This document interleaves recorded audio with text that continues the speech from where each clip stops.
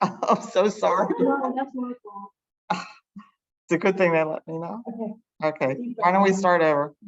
Because Sounded wonderful. you did. Nobody got.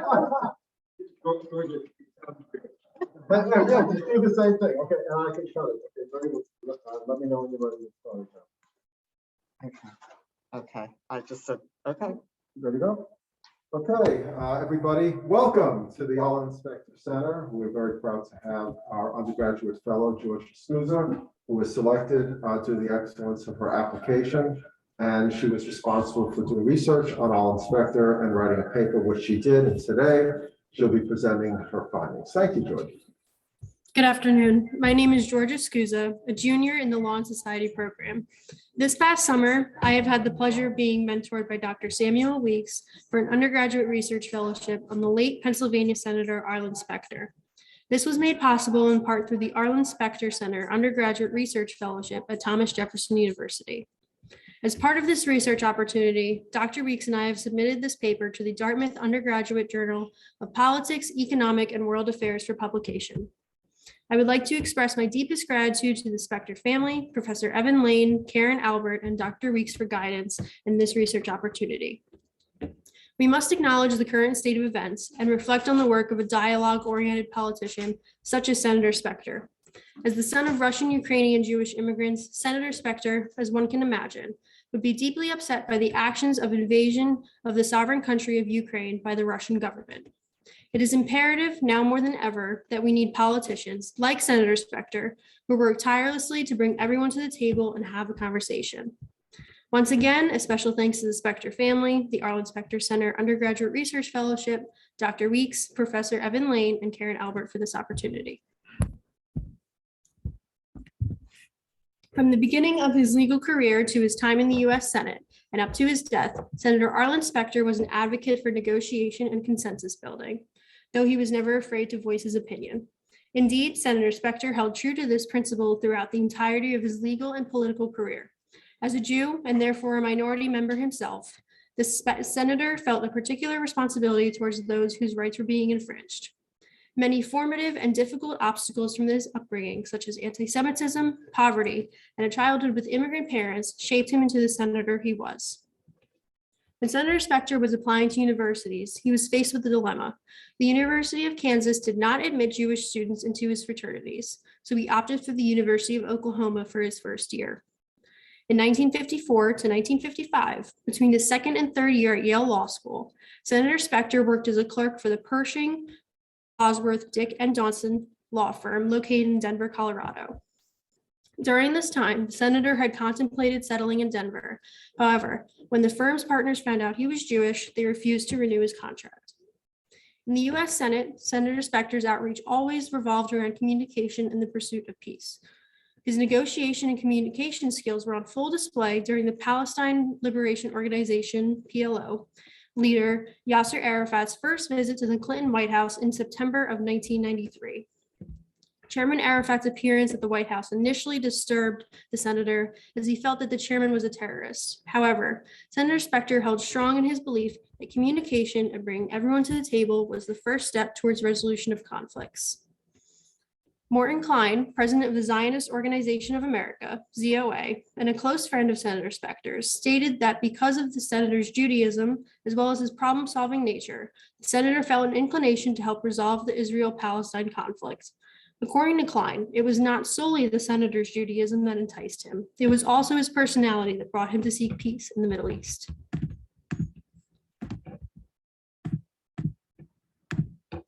During Senator Specter's 50-year tenure as a public servant, he possessed a strong belief in the importance of good faith negotiation, even with leaders whom he felt posed a threat, such as Yasser Arafat. Senator Specter recalls shaking the chairman's hand, a gesture the senator believed aided in his efforts in the U.S. PLO negotiations. To fully understand Senator Specter and his mentality towards his political career, however, one must go back to the beginning of his life. The arc of Senator Specter's legal and political career was impressive and points to his dedication to public service, starting with his upbringing. In 1911, at the age of 18, Senator Specter's father, Harry Specter, fled Russia from the Tsar's wrath in anti-Semitic pogroms. Specter remembers his father recalling that the Russian authorities were sending Jewish men to Siberia at the time. The senator's mother, Lily Shannon, was merely a child when she and her family left Ukraine. It is unclear whether their departure was due to religious violence, labor-related issues, or something different. 10 years after Lily Specter moved to the US in 1906, Harry Specter had a chance encounter with her mother, Frida Shannon, after their family had settled in St. Joseph, Missouri. He inquired as to whether Frida had a daughter eligible for marriage, which she did. However, at this time, Lily was 16 and had not yet reached the age of marriage, but Harry was not going to give up that easily. As World War I broke out, Harry was called into the army in 1916 and corresponded with Lily. When he returned home 3 years later, after being injured, she was 19 and eligible for marriage. They had their eldest daughter, Hilda Morgenstern, in 1921, and their youngest, Arlen Specter, in 1930. As Harry and Lily raised their family in rural Kansas during the Dust Bowl, hardship was everywhere. Senator Specter recalled selling fruit out of the back of his family's car to make ends meet, and the lack of work forced the Specters to move in with family in Philadelphia. This began the senator's introduction to the city in which he would make his name and career. The senator showed promise in adolescence and learned to be an entrepreneur. Hilda was the senator's eldest sister. She encouraged the senator to earn A's in high school, for which she would pay him. Life was not always easy for the Specter family. Because of that belief, Senator Specter's parents instilled in him the idea that education was vitally important. Anti-Semitism was prevalent during this period, as well as a lack of diversity. Senator Specter was often the only Jew in his schools, both in Kansas and Philadelphia. When Senator Specter was a young boy, reciting Christian prayers in school was still commonplace. Even then, Specter was concerned with school prayer, which made him hyper-aware of the lack of civil rights in public schools. This belief stuck with him throughout the entirety of his career.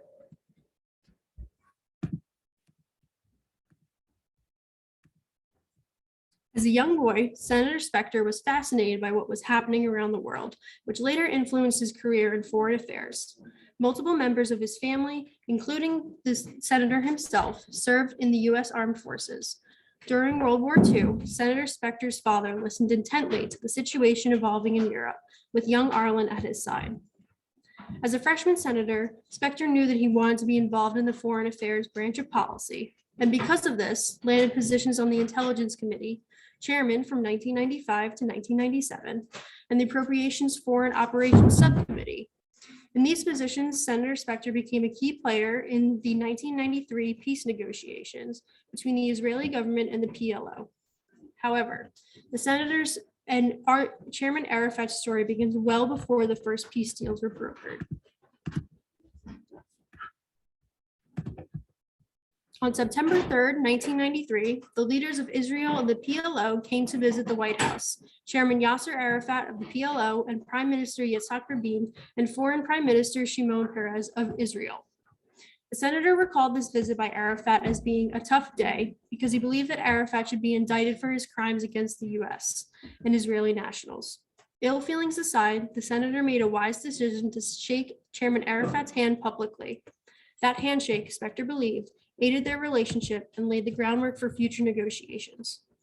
After this historic meeting with Chairman Arafat, President Clinton, Prime Minister Rabin, and Foreign Minister Peres, the senator got to work. In December 1993, while in Cairo, the senator met with Chairman Arafat, who was open to seeking a peace deal with Israel. Chairman Arafat and the PLO were quick to interpret these meetings as confirmation that the US would press Israel to return land to the Palestinians.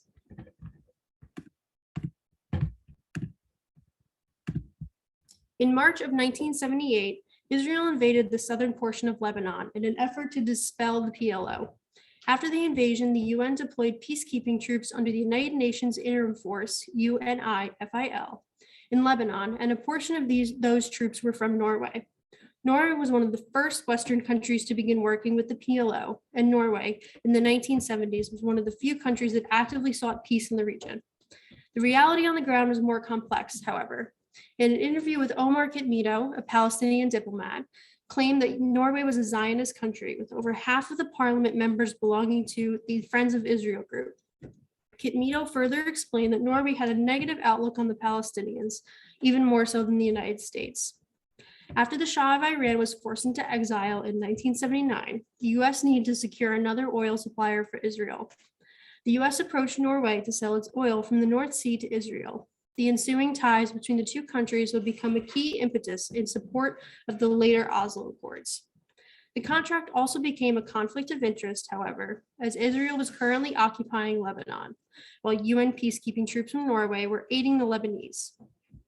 While Chairman Arafat harbored no malicious feelings towards Norway aiding Israel, he did have his conditions, and with these came the segue to the Accords.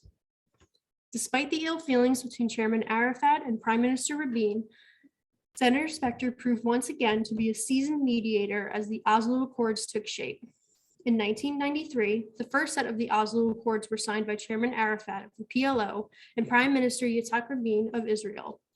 Although President Clinton is pictured standing between the two commanders, it was Senator Specter who cultivated a relationship with Arafat and bridged the gap from adversary to acquaintance.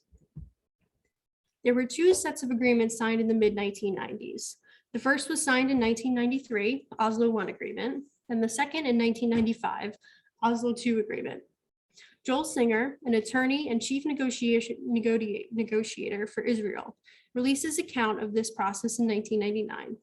In the manuscript, Singer details the secret meetings between Israel and the PLO and the eventual signing of the accords.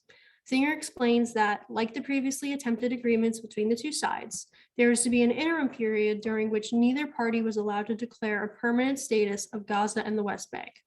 The agreements consisted of the PLO's acknowledgement of Israel's right to live in peace, as well as renouncing the terroristic remarks condoning the destruction of Israel.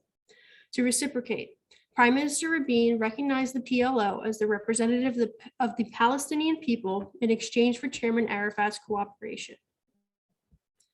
Because the Israel-Palestine conflict is more than a land dispute, this historic compromise did not come without sacrifices.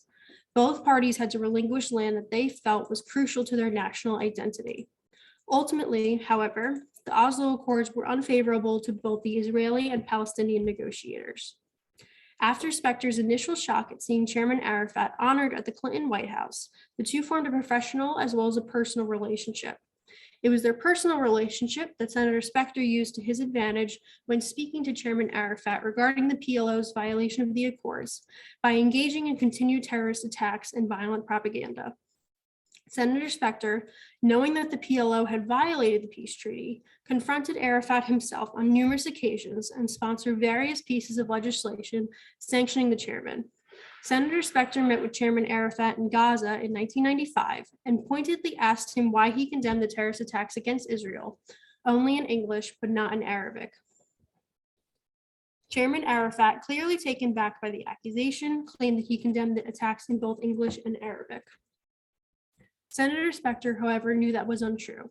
Specter gave the chairman another chance to halt the terrorist attacks against Israelis as the PLO was receiving financial aid from the United States in 1995. When the chairman did not do enough to control the PLO rival Hamas and attempt to call off the attacks, Senator Specter decided to take legislative action. The first piece of legislation, co-sponsored with 6 other senators, was the Specter-Shelby Amendment. In 1997, Senator Arlen Specter and Senator Robert Shelby of Alabama asked the U.S. government to stop all financial aid to Palestine and the PLO until all terrorist attacks, slander against Israelis, and the call for the destruction of Israel were stopped absolutely. In 1997, the Specter-Shelby Amendment was passed into law, blocking all financial assistance to the PLO and sanctioning Chairman Arafat personally. The Oslo Accords were built on a basis of open-ended, ambiguous solutions, which was later proven to be a double-edged sword. The drafters of the Accords believed that this peace negotiation could only go forward when the two parties agreed to trust each other. However, they had to proceed at a gradual pace due to the magnitude of the issue. Though the overarching process of negotiations seemed as though they would be successful, the ambiguity of language of the Accords meant that each side would be able to interpret them to its own liking, with its own interests in mind. Another theory as to why the Oslo Accords failed is the lack of cooperation and continued terrorist attacks on behalf of the PLO. Chairman Arafat had expressed to Senator Specter his distaste with the Oslo Accords due to the degree of ambiguity within the language of the Accords, which allowed for the differing interpretation by the PLO and the Israeli government. Moreover, when a leader is unable to confidently tell his citizens that the other side will not continue to cause harm when the leader himself is not even certain. Trouble is never far away. Prime Minister Rabin did his best to persuade Israelis that this would be a peaceful process, and they were ready to listen. However, one Zionist extremist was not pleased with the negotiations. He went as far as to assassinate Prime Minister Rabin due to his distrust in the peace negotiations. However, the PLO was not the only government guilty of violating the accords. Israel annexed additional territory in the West Bank during the negotiations of the Oslo Accords. The Israeli government and the PLO had fought with each other since 1987 over Israel's occupation of the West Bank, before, during, and after the Oslo Accords were signed. The Israeli Defense Forces, IDF, attempted to control people with deadly force. From 1987 to 1993, casualties escalated quickly, with most of the deaths being those of Palestinians. The conflict ended briefly with the signing of Oslo Accords 1. However, the occupation of the West Bank by Israel did not. US media outlets and politicians, Senator Specter included, had multiple opportunities to label Israeli soldiers as terrorists, such as they did with Chairman Arafat and the PLO, but neglected to do so. After the failure of the Oslo Accords, Senator Specter met again with Chairman Arafat, as there was speculation that Arafat would unilaterally declare Palestinian statehood. Chairman Arafat explained that this speculation was due to his dissatisfaction with the Oslo Accords. Arafat also expressed his annoyance for receiving no word of praise from Senator Specter or the US government after changing the PLO's position on the destruction of Israel. Striking a deal with the chairman, Senator Specter decided that if Arafat did not declare Palestinian statehood, he would praise Arafat's willingness to wait for a peace deal with Israel before claiming Palestine as a state. This cooperation with Chairman Arafat allowed an open-ended treaty to be brokered between the two powers. If Arafat had been unwilling to compromise, he would not have been able to trust Senator Specter's commitment to addressing this issue on the Senate floor. Nearly a decade after the first Oslo Accords were signed, in April of 2002, the senator issued a press release urging the Bush administration to proceed with the peace negotiations without Chairman Arafat due to the chairman's lack of cooperation regarding negotiations.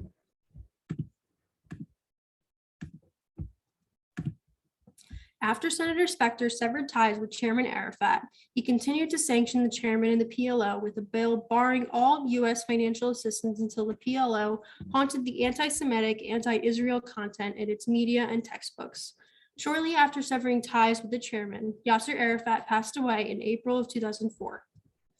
The senator's final piece of legislation sanctioning the Palestinian Authority came in 2008, calling on President Abbas of the Palestinian Authority to call off the destruction of Israel, as well as the terrorist attacks against Israel. Since the failure of the Oslo Accords, there have not been any successful peace agreements between the two sides. 2 months before the senator's passing in October of 2012, there was a ceasefire declared between the Israelis and Hamas. However, since the senator's death, tensions in the West Bank and Gaza have increased significantly, most recently since May of 2021.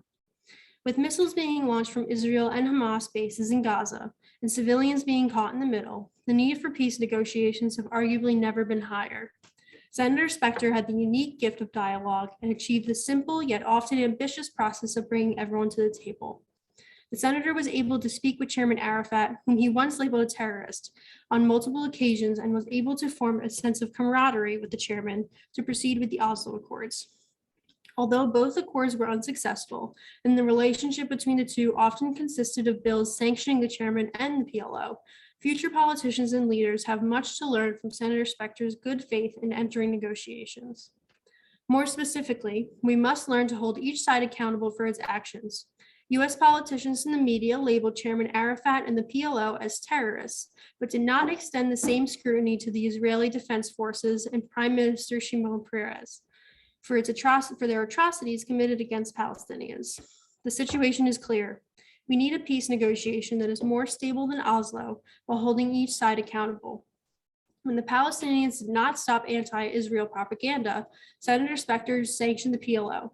Conversely, the US made the decision to not sanction Israel, even with its involvement in terrorist attacks against Palestinians, as well as its violations of the Oslo Accords.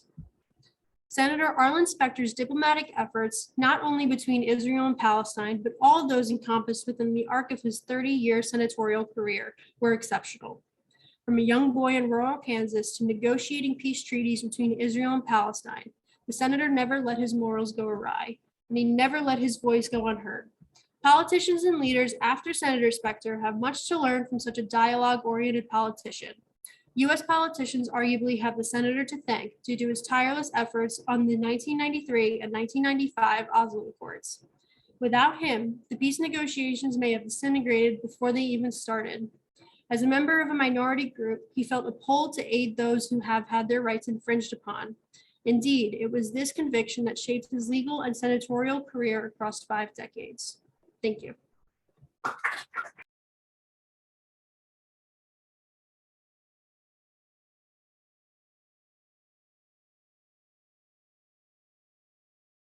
I have one because I've received on the lovely social media internet the criticism on my book. And this was that, who did Specter think he was as a senator to do negotiations on behalf of the United States? So I want to know how you would respond to that, having researched who that actually doing that. I think he, as I mentioned in the presentation, he was a very dialogue-oriented person, and he was also very fond of foreign affairs. Senators often have a bit of a more public liaison in comparison to a president.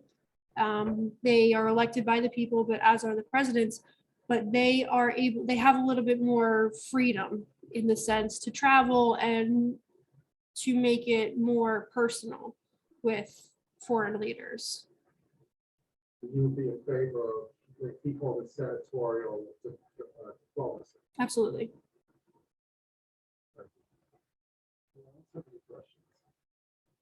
Go ahead, sir.